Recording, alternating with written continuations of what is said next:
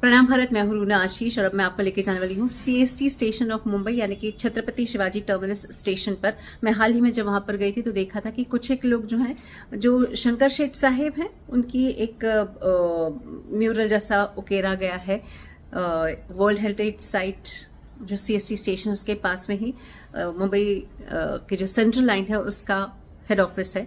वहाँ पर उस बिल्डिंग में उनका म्यूरल उकेरा गया है और सभी लोग उसके आसपास खड़े होकर पिक्चर ले रहे हैं। और फिर 31 जुलाई का दिन ये रहा है तो डेफिनेटली उनकी पुण्यतिथि रही है। ऐसे में कई सारे लोग उनको नमस्कार करते हैं और बहुत फख्र से ये जो सेंट्रल रेलवे के लोग हैं उनके साथ फोटो खिंचा रहे थे उस म्यूरल के आगे, और ये देखने में बहुत मज़ा आ रहा था। जो लोग नहीं जानते हैं कि शंकर शेठ साहिब कौन है, तो ये मुंबई के बहुत ज़्यादा इज्जतदार और बहुत ज़्यादा प्रशंसा के योग्य व्यक्ति रहे हैं। इन्हें लोग भगवान की तरह पूजते हैं, प्यार करते हैं, क्योंकि इन्होंने शिक्षा को लेकर, मुंबई के स्ट्रक्चर को लेकर, मुंबई का निर्माण करना, स्कल्प्टर ऑफ मुंबई भी कहा जाता है इन्हें, और साथ ही में बहुत सारे समाज सुधार भी किए हैं।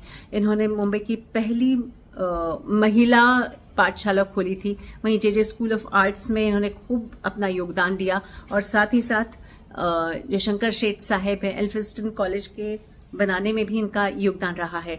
कहा तो ये भी जाता है कि 1857 की क्रांति में शायद इनका भी कुछ हाथ रहा हो, लेकिन उससे भी बड़ी बात यह कि सेंट्रल रेलवे क्यों मना रहा था इनकी पुण्यतिथि को, तो वो इसलिए क्योंकि जब हमारे देश में पहली बार 1853 में पहली भाप से चलने वाली गाड़ी, रेलगाड़ी इंजन चला था, और उसमें कुछ 5 लोग ऐसे थे जो गोल्डन टिकट लेकर गए थे। उसमें से एक शंकर शेठ साहेब भी थे।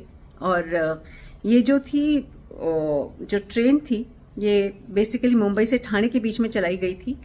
जगन्नाथ नाना शंकर शेठ एक अग्रणी भारतीय परोपकारी और दूरदर्शी व्यक्ति थे, जिन्होंने सर जमशेदजी जीजाभाई के साथ मिलकर भारत की पहली रेलवे कंपनी की स्थापना में महत्वपूर्ण भूमिका निभाई थी।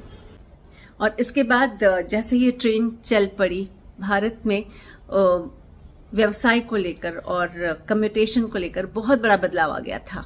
मुंबई के ही मशहूर मुंबई सेंट्रल इस स्टेशन का नाम नाना शंकर शेठ के नाम पर ही रखा जाने का प्रस्ताव आया था, जिसे 2024 में शिंदे सरकार ने एनओसी भी दे दिया था।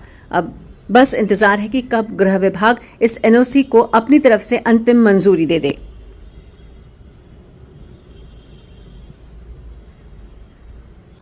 प्रणाम भारत, जय हिंद।